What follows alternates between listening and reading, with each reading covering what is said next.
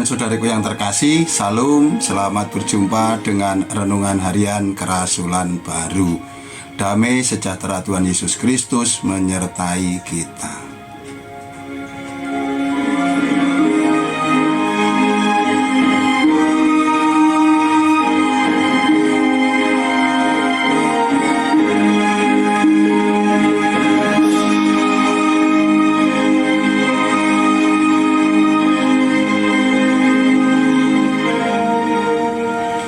Mari kita awali renungan kita kali ini dengan kita membaca firman Tuhan dari kitab Kejadian pasal 4 ayat 6 sampai dengan 7.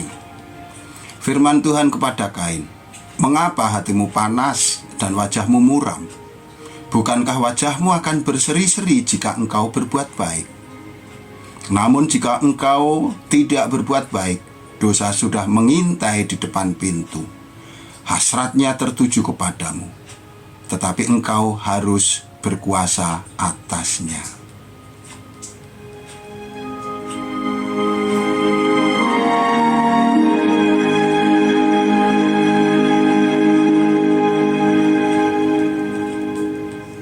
Saudara dan saudariku yang kekasih, sesaat setelah Kain menyadari bahwa kurban persembahannya tidak diindahkan oleh Tuhan, maka seketika itu juga panaslah hatinya dan muram mukanya.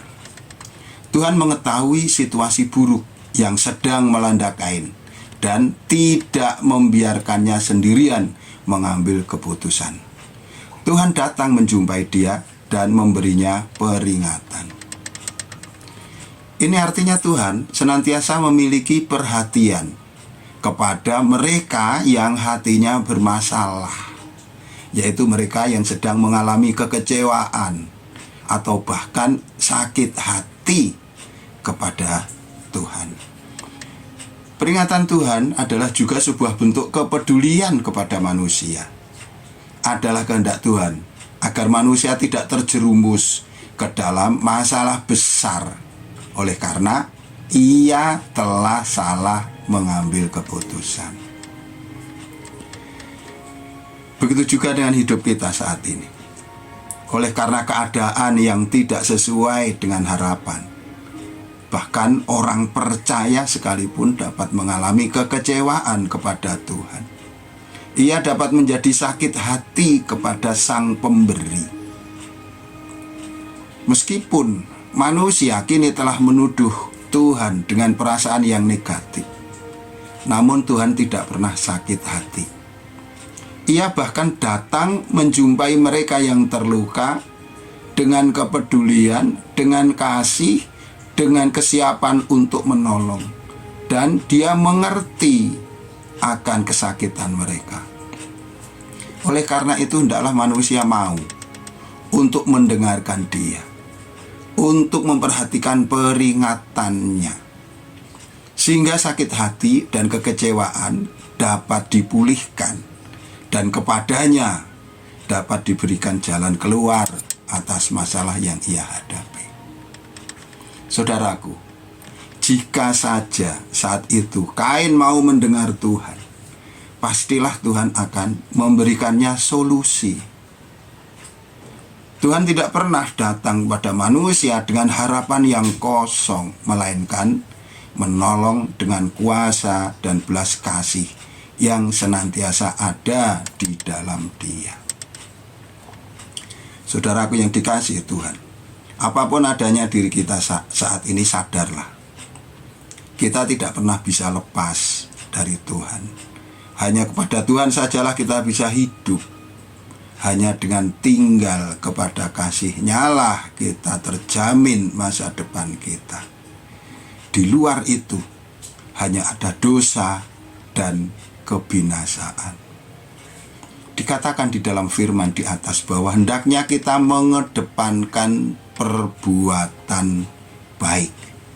Ini artinya kita harus tetap percaya kepada Tuhan. Percaya adalah perbuatan baik dengan standar yang tertinggi.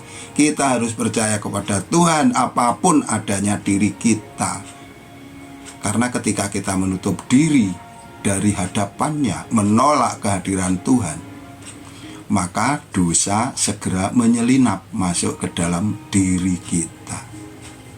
Saudaraku, secara rohani, manusia tidak mungkin untuk memposisikan dirinya di hadapan Allah dengan posisi yang netral.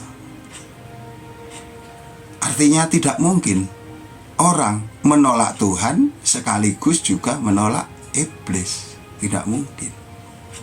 Senantiasa hanya tersedia dua pilihan. Kita berpihak kepada Tuhan, ataukah sebaliknya mengikuti iblis, setan. Keduanya mengandung konsekuensi yang jelas, dan itu sudah demikian sering diajarkan Tuhan kepada kita. Adalah juga tidak mungkin untuk misalnya tetap percaya kepada Tuhan sekaligus mencondongkan diri kita kepada roh-roh kegelapan atau setan iblis. Tidak mungkin. Kita harus tegas untuk mengambil posisi kita. Kita ada di pihak Tuhan, di pihak Allah, ataukah kita melepaskan Dia dalam arti kemudian menyerahkan diri kita kepada kebinasaan.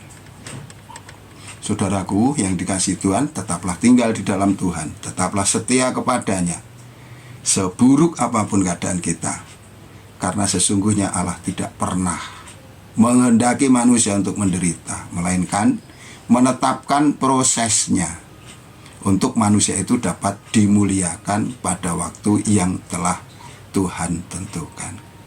Jika kita menolak rencana Tuhan, maka iblis akan segera masuk untuk meracuni kita, untuk membawa kita kepada kebinasaan.